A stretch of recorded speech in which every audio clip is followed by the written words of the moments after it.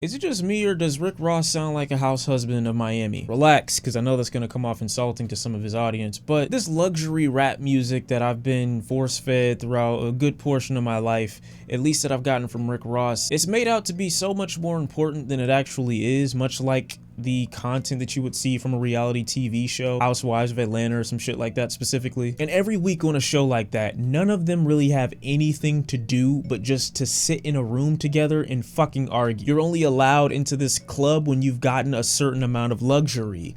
And that's what I feel Rick Ross music is at this point. Music that's marketed as a necessity, but once listening to, you realize it's not that necessary. And if there's one thing that listening to Rick Ross music has ever taught me, it's that he's the king of making shit that doesn't mean anything sound extremely important. If listening to someone like J. Cole makes you feel like you could really do something in life and really attain and achieve a lot, listening to Rick Ross will take all that hope away. Because when you listen to him, he sounds like he's like the only one that could do it, which is a blessing and a curse for his music because it gives his music some kind of lore, but also takes away kind of the interest in it. Port of Miami 2 came out last week, and it's clear with music like that Rick Ross makes music for dudes that are gangsters that get pedicures. There are some decent to good tracks on this album, like Rich Nigga Lifestyle, where Nipsey Hussle calls out Tekashi 6ix9ine from the grave. At this point, Tekashi's just a punching bag for every real rapper that's lived in the street before. I'm sure there are better examples of a snitch than Tekashi than someone can make examples out of, but I still really enjoy Nipsey Hussle's verse. I feel like tracks like Fascinated are tracks where Rick Ross is completely at home, because when there are trap instrumentals or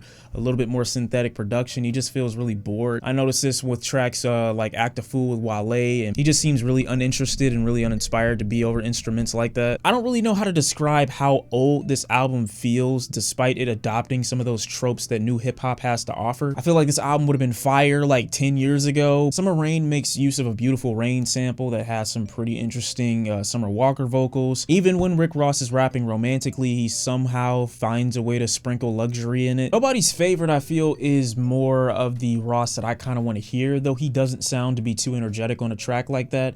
He still sounds a lot more gritty and a lot more raw and a lot more dangerous, especially Gunplay. And this is one of the few tracks where I can actually take the luxury, because Rick Ross is rapping about having a long-lasting career, which he's had. I mean, even this album is projected to do like 70,000 first week, which for Ross, who's been in the game for years, almost 2 decades, is amazing. If you're gonna rap in luxury format, make it make sense, because that does. But then I remember tracks like Turnpike Ike that has this extremely cringe Rick Ross skit where this woman is corroborating everything that he's saying. It's like, I can tell you're holding a stack of money behind the microphone waiting for her to say the next line. The stack gets bigger the more you speak. This album has moments in it where you can see the appeal of a Rick Ross, but that delivery and that impact is never as special or as beautifully written or as urgent as somebody like maybe a Pusha T or a Freddie Gibbs. These are artists who also rap about a specific lifestyle in majority of their music, but make it interesting regardless. I still feel like Freddie Gibbs and Pusha T are in the trenches when I hear their music. Rick Ross sounds so far removed from the actual shit that he's talking about right now that it's almost laughable. This album opens with a feature and it closes with a feature, which is odd to me given that Rick Ross has had some pretty enjoyable intros in a lot of his career. And given that Rick Ross had a heart attack earlier this year, I would have expected a track like I Still Pray to show up at the beginning of the project than somewhere near the middle. But I know what I'm getting with Rick Ross at this point.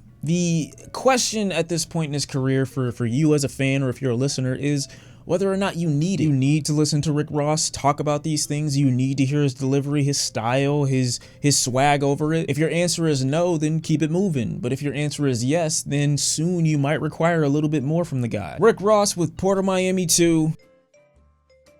I'm feeling, you know, it's not ass. It's definitely not great. If you're a Rick Ross fan, I can see this doing something for you. But if you're not, I can see you turning the other cheek. Okay, I can see you going in the other direction. All right, that's all I'm saying. It's been me, it's been real. Thank you for watching, and I'll see you next time. I'm out. Peace.